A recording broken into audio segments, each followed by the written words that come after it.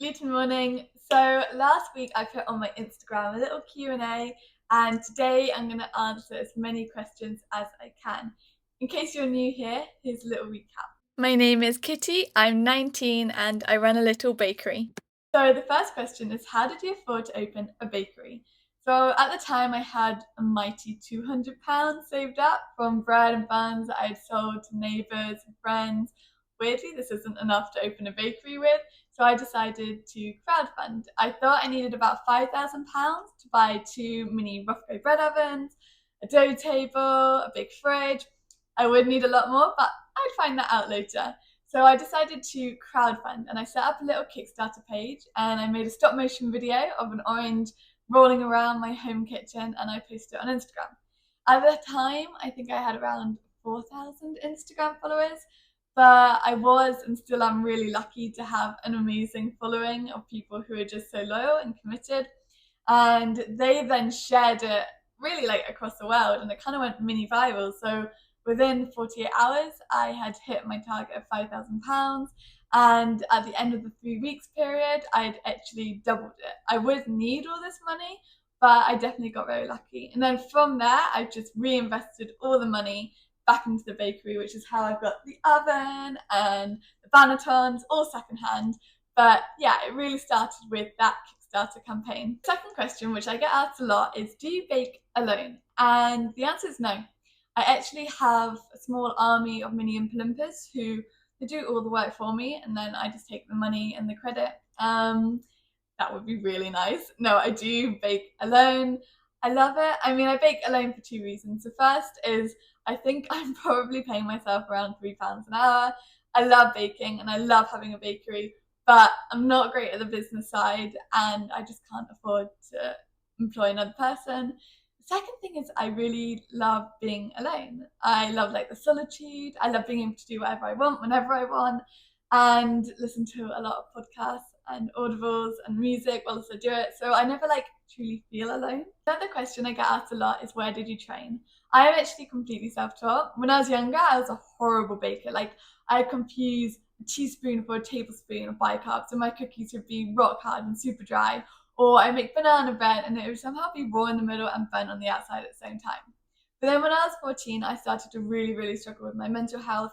I became so anxious that I couldn't even leave the house, let alone go to school. And baking just became a really mindful, joyful practice for me. So I started reading four different baking books on the go in one single day. I would watch so many YouTube videos on how to shape bread and make sourdough, normal 14-year-old stuff. But that is how I really started to learn. And then the big thing for me was I did these things called stages.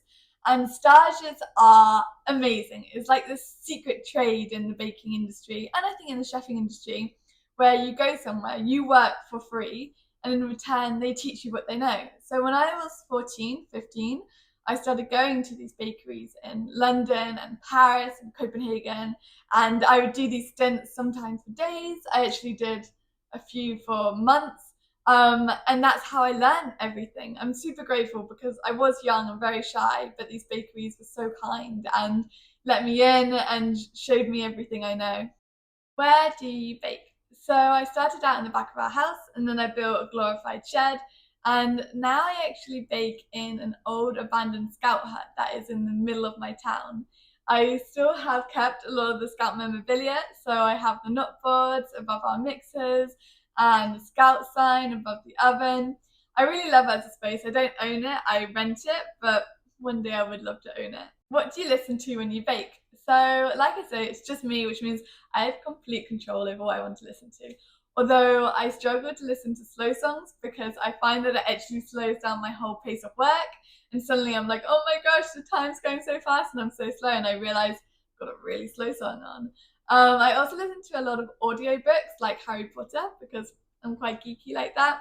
But I'd say one of my favourite bands to listen to are the Scottish band called the Proclaimers.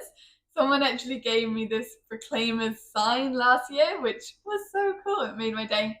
But one of my favourite songs they do is 500 Miles, and I listen to it at least twice in one morning. Okay, so last question, and I think I will do another Q&A video because I've got so many questions that I want to answer. But today I'm going to finish on this one. what is your dream? I love having a little bakery in a little town. I don't think I really want to expand that much. I don't think I want a chain or anything like that.